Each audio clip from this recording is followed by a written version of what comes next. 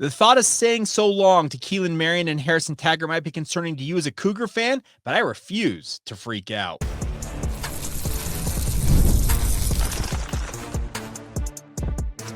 You are Locked On Cougars, your daily podcast on the BYU Cougars, part of the Locked On Podcast Network, your team every day.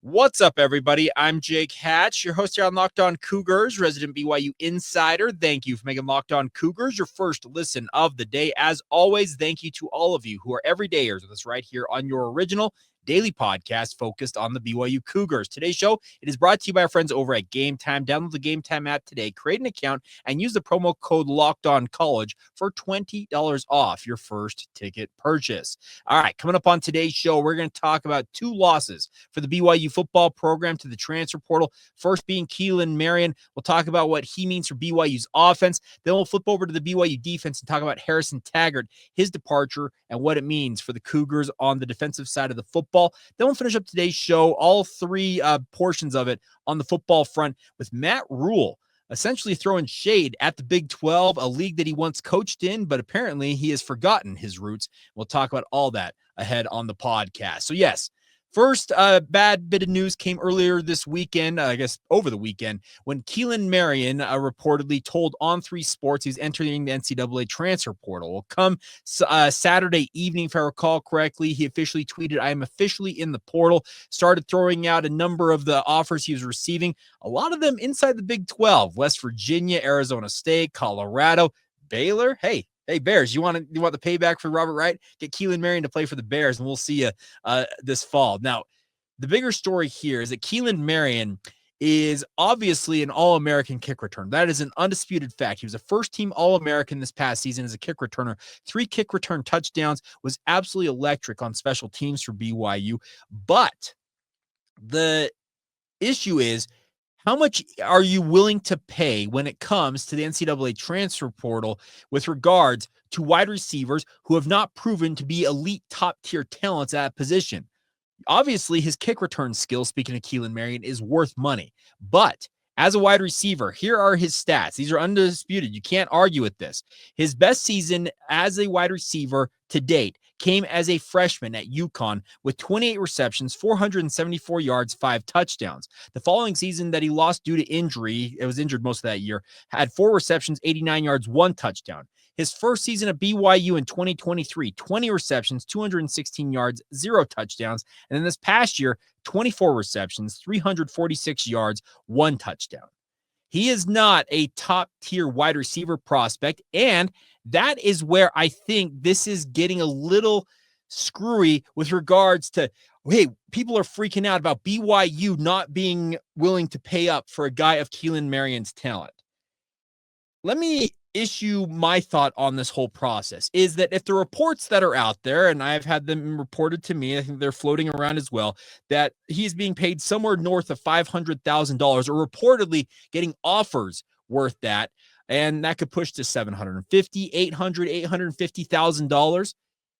If a team wants to pay that type of money for an All-American kick returner, they have got a whole lot of money in NIL, and I think they're also expecting Keelan Marion to be a better wide receiver in terms of overall production than I think he might actually be.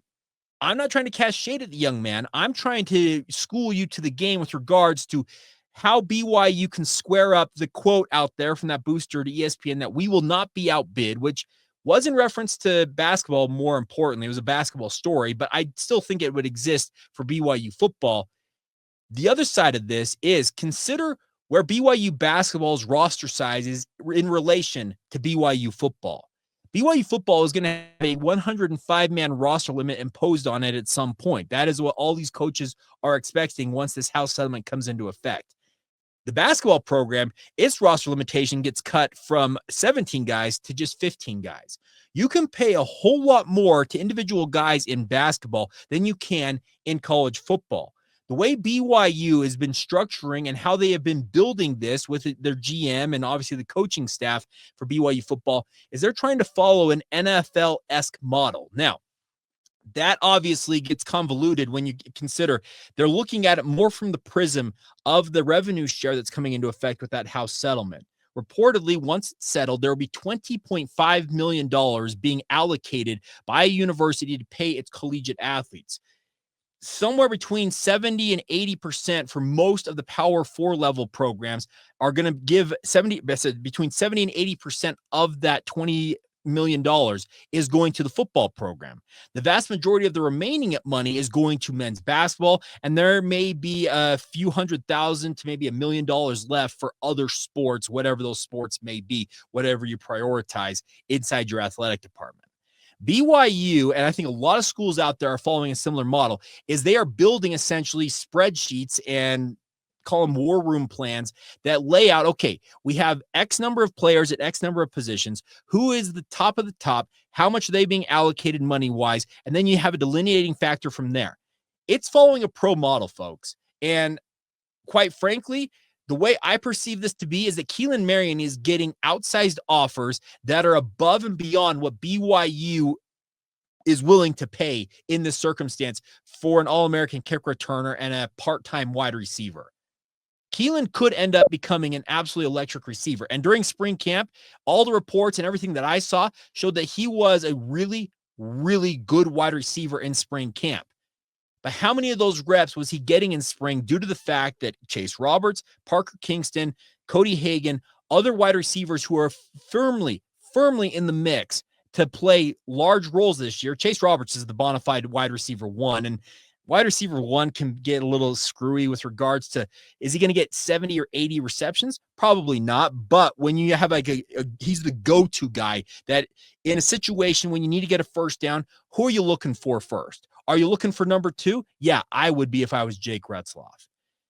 That's the concern I think that I have in saying BYU needs to pony up and pay Keelan Marion, because I think they're trying to be smart with the overall allocation of money. Because if BYU does, let's say in this case, they were to go above and beyond what their numbers say they should be paying a guy like Keelan Marion and pay it out, what's to stop the next guy on the roster from saying, hey, you paid that guy that amount of money, I want my amount of money?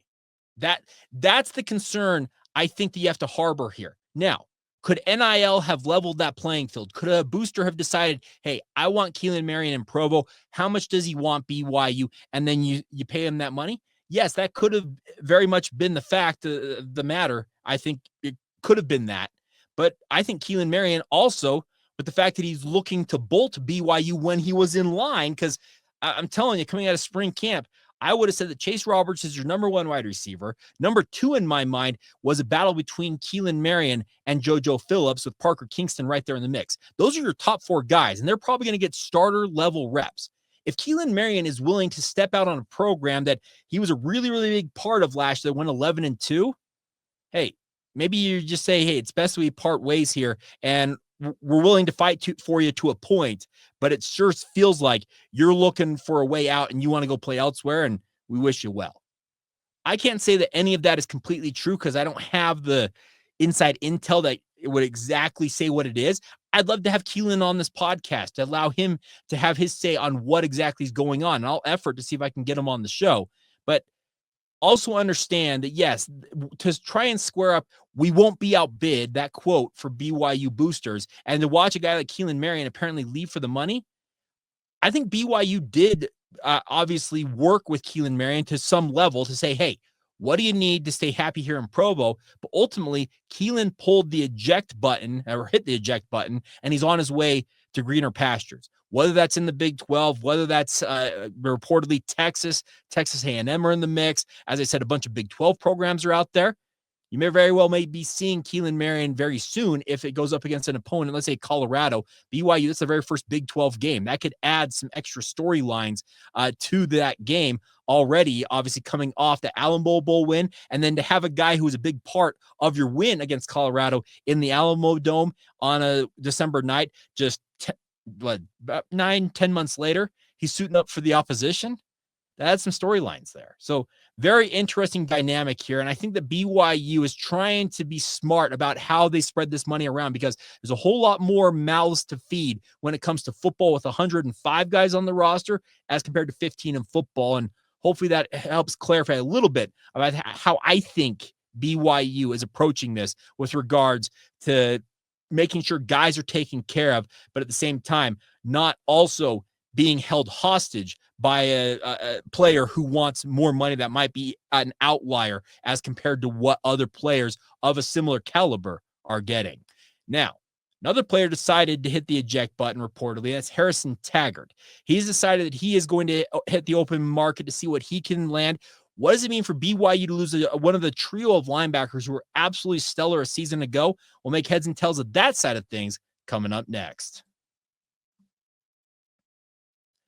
Today's show is brought to you by our friends over at Supply House. Get the supplies you need from the site made for skilled trades. That's our friends at Supply House. Whether you're in plumbing, HVAC, or electrical work, Supply House is the reliable way to order your products online. The best part is their easy-to-use website is packed with helpful resources and the latest product info to help you get the job done right. Plus, with a complete inventory of over 200,000 parts from 400 plus top brands, you'll find exactly what you need delivered fast from coast to coast. Need help with an order? Supply House offers expert support and industry-leading service, so you know exactly what you need, but also you'll always talk to a real person as well. And for trade pros looking for an extra edge, their free Trademaster program offers exclusive perks like a dedicated phone line, free shipping, and discounts on every order. Thousands of skilled professionals are already taking advantage of this. Now it's your turn to do just that. Join the Trademaster program today at supplyhouse.com/TM and start ordering plumbing, HVAC, and electrical supplies with just a few clicks. Plus, use the promo code SH5 for 5% off your first order. That's supplyhouse.com. Once again, use the promo code SH5 for 5% off your order at supplyhouse.com. Today's show is also brought to you by our friends over at Post District. Discover Post District, home to 4 of Salt Lake's newest and most stylish apartment buildings, The Register, Post House North, Post House South, and 801 Flats. Each residence offers its own unique take on luxury urban living with features like waterfall kitchen islands, floor-to-ceiling windows, vaulted ceilings, and spacious patios, along with walk-in closets. Every premium amenity you could want is out there, including the city's largest residential gym, a year-round pool, golf simulator, massive TV wall for sports watching, and more, all anchored by a one-of-a-kind community all around it. Step outside of the community and find yourself immersed in Salt Lake's hottest dining and nightlife scene with award-winning spots like Urban Hill, Mencho Ramen, Level Crossing, and Sunday's Best, just steps away as well. So take advantage of it today, and whether you're looking for a studio, 1, 2, or 3 bedroom apartment, or a penthouse even, find your perfect home today. Visit liveatpost.com or call 801-590-6247. Mention this ad and Locked On Cougars for a exclusive incentive from our friends over at Post District. Once I go to liveatpost.com or call them today, 801-590-6247. Thank you once again for making Locked On Cougars your first listen of the day. Hope you're all having a fantastic Monday whenever you hear this. All right, so Keelan Marion kicked off the bad news of the weekend for BYU, but then Harrison Taggart added fuel to the fire when it was reported that he told On3 Sports that he was leaving for the NCAA transfer portal. Now, losing 2 starting caliber guys, because that's what Harrison Taggart was last year for BYU. He was their starting middle linebacker. Losing those 2 guys is never a good thing. But as I mentioned, I refuse to freak out about this because Harrison Taggart is the least played of the trio of linebackers that made BYU's defense so stingy a year ago. Remember, Jack Kelly, Isaiah Glasgow were absolutely lights out last year. And I'm not saying that Harrison Taggart wasn't lights out, but if you simply look at the overall play style and how the season progressed for BYU, you would notice that a couple of people actually sent this to me. I'm going to throw this out here. This comes from Blake. It says that BYU plays a tons of 4-2-5 on defense with Glasgow and Kelly as the only linebackers on the field. He says Taggart probably wants to go somewhere where he can play starter minutes. He said last year, and I verified this, Taggart played 464 snaps, Glasgow had 771, and Kelly had 813. So he's right. The 4-2-5 that Jay Hill seems to favor in a lot of passing downs, and more often than not, it becomes BYU's base defense against spread-type teams. You only have 2 linebackers on the field. And if you were to ask me, okay, Jake, of BYU's entire roster, what linebackers do you want on the field at all times? It's Isaiah Glasgow, and it is Jack Kelly. They are bona fide NFL draft prospects, and they are everything that BYU wants in their linebackers. Able to go sideline to sideline, just as capable in run stopping as they are in pass sets. What Harrison Taggart showed at BYU was he was able to overcome being an undersized linebacker. When he went to Oregon, he was a 4-star prospect out of Corner Canyon High School. He went to Oregon and was essentially told at Oregon, you're never going to play here. And I don't know if I'm breaking any news to anybody, but that's what he was told by the Oregon Ducks staff. Well, he decides, okay, if I'm not going to play here, I better find a new place for myself. He enters the transfer portal and he examined a bunch of options and ultimately settled on going to BYU. He had a sibling, I believe it was his sister, who was running track at BYU, and they became a tandem package to go and play for the Cougars.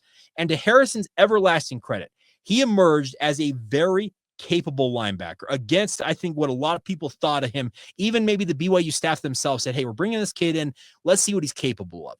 He showed that he had elite track speed, because that's one of the key facets he showed in high school, is he was a legit track star, and it translated over to the football field. But he wasn't a 6'3" Adonis out there as a linebacker. That's what Jack Kelly, and more important, that's what Isaiah Glasker are for BYU. They're 6'2", 6'3", 6'4", 240 pounds, and can run like a gazelle.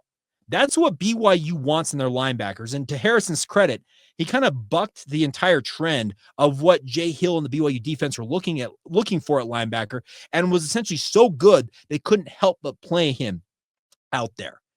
Now, as the season progressed a year ago, Siale Acera, who was a more than highly celebrated prospect in his own right coming out of Timpview High School, he emerged as a really, really fine candidate at middle linebacker for BYU. And quite frankly, based on people I talked to when I started reaching out about why Harrison Taggart was leaving, they said during bowl prep, Siale Acera was already sharing reps at middle linebacker with Harrison Taggart. Now, Harrison ended up starting that game against Colorado in the Alamo Dome, had a really, really big sack for BYU on Shedeur Sanders, had a really, really fine game.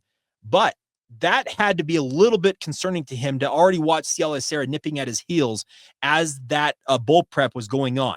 Then fast forward to this spring. I can tell you, watching with my own eyes and everybody I talked to, Siale Acera was absolutely electric.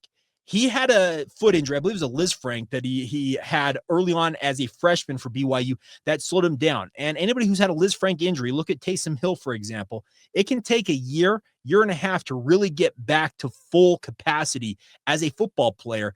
And Siale Acera is going into, I think we're like 18 months post-injury, at least at this point. And everything I saw in spring camp screamed that it's Siale Acera, who was an absolute machine at 6'3", 250 pounds. And when I talk about guys who can run, Siale Acera, his size belies how quick he is as a linebacker. He made a major impression in spring ball. And I think, quite frankly, Harrison Taggart looked at it and said, if I'm going to have to share time, maybe I'm better suited to look elsewhere, because the other guy that emerged in spring camp was Ace Kaufusi. All you got to do is listen to essentially any of Jay Hill's interviews during spring camp. He more often than not, I should say, highlighted Ace Kaufusi emerging as well. Ace is now all of 6'4", 230 some odd pounds, and that Kaufusi last name is synonymous with standout football players in BYU football history. It goes back multiple generations. He's got cousins, speaking of both Bronson and Corbin not too long ago, who were absolutely electric for BYU defensively. And Ace Kaufusi is right there in the mix at linebacker. Doesn't even include Miles Hall. There is a glut of talent at linebacker for BYU. And if Harrison Taggart was essentially told as he was in going in exit interviews for BYU that, hey, understand that you're competing every day for playing time, and we've got multiple guys who are gunning for your spot, he may have said, you know what, maybe I want to look and find another option for myself. And I can't blame the kid in that circumstance for that. That's why the transfer portal exists. If you feel like you're going to be beat out for your spot, or you feel like your starting job, your NIL money, whatever it is that's causing you to consider this, you feel like it's at risk, yeah, that transfer portal is out there for you to find a better option for yourself. And I wholeheartedly endorse the transfer portal existing to allow these young men to have that opportunity to find the right situation for themselves. I also would have liked to have seen Harrison Taggart step to the plate and say, all right, make them prove they can beat me. But he decided he wanted to transfer. So now you look at it saying, okay, Siale Acera is probably BYU's middle linebacker. Harrison Taggart is probably on his way out. Could both he and Keelan Marion ultimately decide to pull back from the transfer portal? Yes, they could. But to have jumped at this point screams more to me, because the spring portal period right now with this house settlement pending screams to me that they're looking to secure, obviously, a payday, but more importantly, secure more playing time. And I wish them nothing but the best, because this spring portal period, a lot of people said if you leave during the spring, you're likely not to return, especially considering coaches are starting to do math on how they're going to cut down their rosters. And BYU has another 10 or so guys who have hit the transfer portal. Landon Rico. I can go down the list of guys. Those guys are guys that kind of expected to hit the transfer portal because they were probably told during their exit interviews, hey, understand that the roster cutdowns are coming. And if you would like to find a new home for yourself, it may be in your best interest to hit the portal now and see what you can scrounge up for yourself. It's no fun. It is no fun for the coaches. It's no fun for an administrator. It's especially no fun for these young men whose dreams of potentially playing at BYU, having the role, having the career they hope to have as a BYU Cougar essentially ripped away from them. It's no fun for anybody. But in the case of a Keelan Marion and a Harrison Taggart, who appeared to be starting caliber players, that screams to me that if you leave now, yeah, it's hard to pull back from the brinksmanship that you put BYU, the situation you put BYU in. I just don't see you pulling back from that, saying, hey, just kidding. Can I come back and play for you? It's just and you guys can jump in the comments and say that I'm up in the night. I'm completely wrong about that, but I'm paid to give you my opinion and my breakdown of this. And that's what all you all are asking for when you come to this podcast. So it's a very interesting dynamic here. And I wish both Harrison and Keelan the best, but at the same time, I think BYU's totally okay in, quite frankly, in filling both of those slots. The reps, the overall impact, maybe special teams for Keelan Marion. Maybe that's the one facet you can't really feel. But at the same time, I say, hey, Keelan was an All-American, but we have Parker Kingston right there who was absolutely electric in punt returns himself with multiple touchdowns in punt returns. Could he not take on kick return responsibilities and show off that electric speed? I sure think so, and we'll see how it all shakes out. So I really do think BYU is able to absorb these two losses. Yes, it's no fun to lose starting caliber guys, but they may have come from the two deepest overall position groups in BYU's entire football program. And now you move forward and look at other options. All right, we'll finish up today's show coming up next. Matt Rhule, former Baylor coach, is now crapping on the Big 12 and telling them that, hey, you're no good. What is he doing? We'll try and make heads and tails of that next, right here on Locked On Cougars. Today's show is brought to you by our friends over at Game Time. Now, Game Time is here for you guys. Get you out to the events you want to go to. There's obviously no atmosphere better than an NBA playoff game. Every bucket, every defensive stop, every moment feels huge. If you watch the NBA playoffs over the weekend, you saw just that. It's absolutely electric in the arena. And with Game Time, you can be part of it without the stress of your last-minute ticket hunt that seems to make you stress out more than you should. Game Time makes it fast and easy to get playoff tickets, even when demand is sky high, and prices on the app actually go down as tip-off gets closer. And the last-minute deals can net you up to 60% in terms of overall savings. So take advantage of this today, my friends. They have an all-in pricing feature, which includes no surprise fees at checkout. What you see when you look at the app is exactly what you will pay right up front. They also have, like I said, the 60% off buying last-minute tickets for sports, concerts, comedy, theater, and a whole lot more. No matter what you're into, Game Time's got tickets for you guys. So take a guess where you got to buy your tickets and do it with our friends at Game Time. Download the Game Time app today, create an account, and use the promo code LOCKEDONCollege for $20 off your first purchase. Terms apply. Again, create that account, redeem the promo code LOCKEDONCOLLEGE for $20 off. That's Locked On College is the promo code. Download Game Time today. Last minute tickets, lowest price, and of course, it's all guaranteed. Thank you once again for making Locked On Cougars your first listen of the day. Hope you all are doing well out there.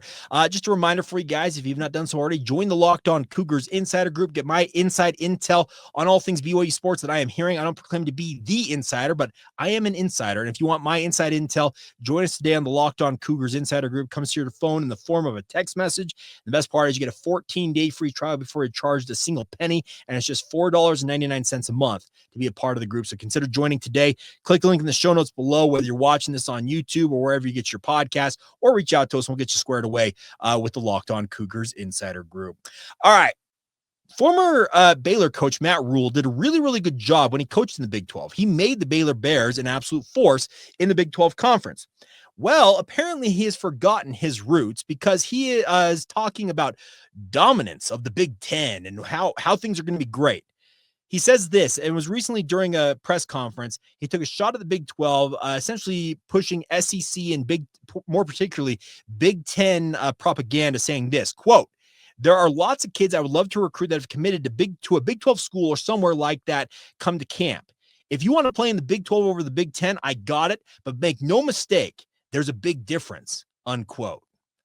All right, coach. So you're going to start towing the company line here. Let's remind people that Matt Rhule has taken over Nebraska, and he has now gone a grand total of, he's a veteran coach of just 3 games over 500 at 59 and 56 across stops at Temple, Baylor, and Nebraska. He did really, really nice things at Temple and Baylor, but obviously he is looking to rebuild Nebraska here. Rhule is now just 12 and 13 in 2 seasons and 6 and 12 in conference play overall with the Nebraska Cornhuskers. Listen, I will listen to this come from top-tier coaches. Let's say back in the day, Nick Saban wanted to crow about the SEC's dominance. I'll listen to that. I'll listen to a guy, I don't know, Ryan Day from Ohio State. I can't stand Ohio State. Just that's a personal preference. I just can't stand the Buckeyes. But they are the defending national champions. If Ryan Day wants to say this about the Big 12, okay, I'll hear him out on this. But I'm not going to listen to a guy who is sub 500 in his run over 2 seasons at in the Big 10 say that the Big 10 is better than the Big 12. He also says this because he knew he was going to get the hate. Quote, the Big 12 is going to go nuts now. I know that. I'm going to be on X and all that stuff, but it's the reality. The Big 10 and the SEC, especially moving forward, are going to be here higher than everybody else, unquote. Okay, you know what? Why don't you just spell it out for us that we should essentially just stop playing football if you're BYU or anybody in the Big 12 or the ACC or, heaven forbid, anybody else in the G5 ranks right now. That is what is wrong with college football right now, is what he is saying right there. Yes, it very well may come down in a decade or so. That's what the reports are, that the SEC and the Big 10 break away from the rest of mainline college football and create their own entity, NFL light, as it were. And maybe BYU makes the cut. Maybe they don't. Maybe Utah, as they claim that they're going to make the Big 10. I'll believe it when I see it, but that's another story for another day. What they are putting out there is essentially telling the rest of college football, y'all don't matter. And that is what's wrong with this sport right now. We need more parity in this sport. You know what makes the NFL great? You know why the NFL is made for television? You know why it is must-see TV and it has like 90 of the top 100 rated broadcasts across all of TV in general in any given year? It's because in the NFL, there is parity. Yes, there are dynasties out there. We have seen the dynasties of different decades. I'm a 49ers fan. Guess what? They were the team of the 80s. The team of the 90s, my hated rival, the Dallas Cowboys. The 2000s, that was the New England Patriots. Right now, it's kind of Kansas City's world that we're all living in. I know they just lost to the Philadelphia Eagles. Stop. I get it. Go back to the 70s. It's the Pittsburgh Steelers. There have been dominance in those decades, but how many in a decade did those teams win? 3 or 4 Super Bowl titles? Well, that means there's 5 or 6 other titles that are out there being won by other teams. The parity of teams in the NFL with the draft and everything that's going on, the ability to go from worst to first and have an opportunity to make the playoffs in a 1-year turnaround, that exists in the NFL. It does not exist in the same realm right now in college football. And to watch the SEC and the Big 10 say, hey, it's cute you guys think you guys can compete with us, it grinds my gears. And yes, I'm a homer. I have watched BYU for decades be shut out of opportunity after opportunity to play with the big boys. And now when they make the cut to be a part of the Power Four as a member of the Big 12 Conference, to watch the kind of the snubbery, I'm wiggling put my thumb on my hand and wiggling my fingers from the Big 10, the elitist mentality that comes from a middle tier Big 10 coach and Matt Rhule here, who coached in the Big 12. He knows what it takes to compete in this league. He built up Baylor. It screams what's wrong with this sport. I hope the Big 12 goes out and kicks the crap out of the Big 10 this season. I know that I saw this. I think it's Cincinnati has Nebraska on their schedule. Scott Satterfield, Cincinnati Bearcats, consider me the day you play Nebraska the biggest Bearcats fan known to man. Go and kick the crap out of the Cornhuskers. And yes, go Big Red fans. I had a great time when BYU went to Nebraska and won on that Hail Mary. I was standing in the stands in that end zone and saw Mitch Matthews come down with that football. It was absolutely electric. I enjoyed the game day atmosphere there in Lincoln. It's absolutely incredible. Anybody who has a chance to go to Lincoln and take in a Nebraska Cornhusker game, you should take the opportunity to do just that. Thousands of Cougar fans and myself were there. It was at 2015, if I recall correctly. It might have been later than that, but regardless, really, really fun moment. But I do not want to hear this from a coach who was sub 500 in his 2 seasons at the helm of Nebraska. As I said, I will listen to it from top tier coaches in those leagues because that's what I expect from them. I don't expect it from a guy who, like Matt Rhule, has coached in the Big 12, knows the quality of football this league has, and knows what it takes to compete. The Big 12, yeah, we may not have the name brands right now in college football that make other people say, hey, I got to tune into that. But the nice part about the Big 12 last year, it showed it was compelling every single game. There were a lot of really, really fun football games. The basketball is unparalleled in my mind. But this is what's wrong with college football. And yes, I know that NIL, I know that transfer portal is obviously causing a lot of people to say, this is not the college football I fell in love with. But to watch a league or 2 leagues, in the case of SEC and Big 10, to essentially be saying, we're better than all y'all, and y'all can essentially sit on it. We need to be more collaborative in college football and create its own identity. Yes, I know that may already be gone. I know that the soul of college football, guys who put on for your program, we talked on this podcast, if you missed it, if you're watching this in an individual circumstance, and you missed the conversation about Keelan Marion and Harrison Taggart opting to bolt for greener pastures for BYU football. Yeah, that era of guys who put on for a university for 3 and 4 years, and it's now more of a team you buy. Yeah, that era of college football may be gone. I'd like to think there's some shred of it out there, but to watch the SEC and the Big 10 doing this and essentially saying, that's cute, you guys think you're really in our league and or at least can compete with us, that makes me mad. And I hope that the Big 12 take that on the chin, use it as bulletin board material, and I'll have to look and see how many Big 12 versus Big 10 games there are this season. But I will be rooting for every Big 12 team in every circumstance, no matter how down the Big 12 or the Big 10 team is. I'm rooting for the Big 12 because I don't like this, and it screams everything that's wrong with this sport. I think that many of you, like myself, absolutely love. It is my first love. College football is what I fell in love with as a sports fan first and foremost in my life. I'm a sports fan in general, but college football is my baby. I'd like to think there's some semblance of the college football I loved still existing, but to watch the SEC and the Big 10 try and rip that away doesn't sit right with me. All right, that's it. I think I've done enough crowing about different things today on the podcast. But as always, thank you for all your all support. Continue to subscribe, rate, review, share it with your family and friends. Continue to help us build this community on YouTube and wherever you get your podcast, talking all things BYU every single day. And as always, once again, thank you for making Locked On Cougars your first listen of the day. And as once again, thank you for being an everydayer right here on the Locked On Cougars podcast.